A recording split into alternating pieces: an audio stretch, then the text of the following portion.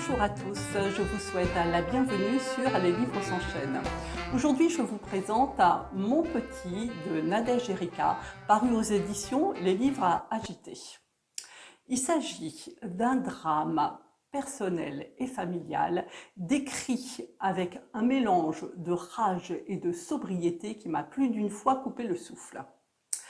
C'est l'histoire de Noëlla. Noëlla, elle a une quarantaine d'années et elle revient sur les lieux de son enfance et elle raconte au lecteur ce qu'elle a vécu. Elle revient à Belleville et elle a vécu quand elle était petite fille entre Belleville et Montreuil, entre sa mère et sa grand-mère. Sa mère était une femme qui n'était pas très responsable. Sa grand-mère était plus rigoureuse. Chez sa mère, à Noëlla, elle avait plusieurs frères et sœurs qui n'étaient pas du même père. Elle faisait des soirées chips, il y avait les huissiers qui venaient régulièrement, il y avait les services sociaux qui intervenaient. Et Noëlla, elle avait la sensation de vivre une enfance normale, alors que ce n'était pas le cas. Elle grandit très vite, elle grandit trop vite, mais malgré tout, elle a rapidement envie de s'échapper de ce milieu. Et donc, elle tombe amoureuse d'un garçon qui s'appelle Gustave, une espèce de branleur. Et à 19 ans, elle est enceinte et ils décident d'aller s'installer, d'aller vivre ensemble. Et Gustave, lui, il est issu d'un milieu assez aisé, et donc lorsque la famille lui demande de quoi ils vont vivre, lui, il répond je vais faire comme vous, hein. Vous avez passé votre vie à demander de l'argent à vos parents, donc je vais faire pareil, moi je vais vivre en vous demandant de l'argent. Alors ils vivent pendant quelques mois comme ça, d'une manière un peu insouciante. Noëlla va travailler. Noëlla, elle est bosseuse, hein, mais elle n'a aucune qualification, donc elle enchaîne les petits boulots qui sont difficiles sur le plan physique et qui sont mal payés. Et puis, moi, j'avais l'impression de lire un livre qui était assez ordinaire, agréable à lire, mais assez ordinaire.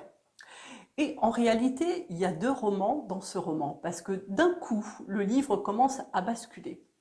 Lorsque la grossesse arrive à terme, Noëlla, elle prend le poids de la responsabilité qui va lui incomber, et lorsqu'elle met au monde deux enfants, deux garçons, ce sont deux jumeaux, elle a comme une espèce de coup de massue là, qui lui arrive derrière la tête, et là, le livre prend carrément, mais carrément, au moment de la naissance, une autre dimension. Je raconte, parce que je crois que c'est important pour le lecteur de savoir dans quoi il s'embarque. Parce qu'il va se passer un drame. Donc, les jumeaux, ils vont évoluer normalement, ils naissent déjà prématurément.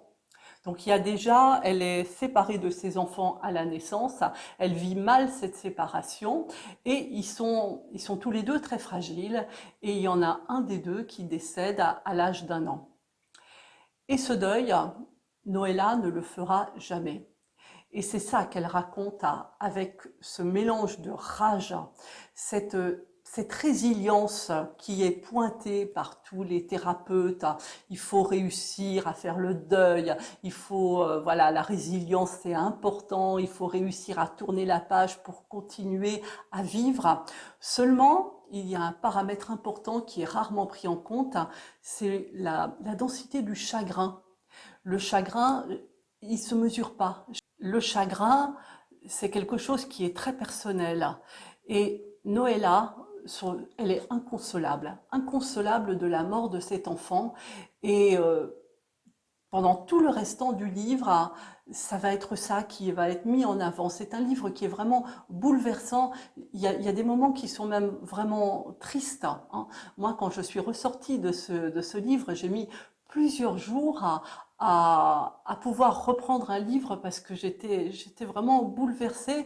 Et même si je n'ai pas perdu d'enfant, je n'ai pas eu de deuil d'enfant, il y a vraiment des passages et des moments où, quand on a eu une expérience de vie parfois un peu douloureuse, ça fait écho. Et voilà, donc c'est un bouquin, je ne veux pas dire à âme sensible s'abstenir, mais c'est un livre qui est vraiment très fort. Nous sommes au mois de juin, il sort en août, donc la vidéo, je la posterai que en août.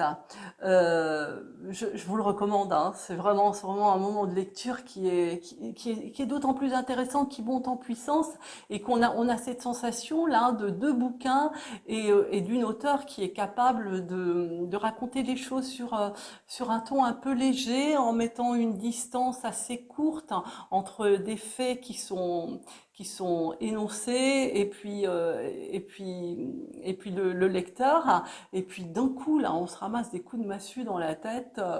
Waouh, voilà. Alors, pensez à vous abonner si ce n'est pas fait. Je vous remercie d'être passé sur Les Livres s'enchaînent. Je vous souhaite à tous des bonnes lectures et je vous souhaite une bonne lecture de mon petit. J'espère que la presse va réserver un bon accueil à ce livre et je vous dis à tous à bientôt.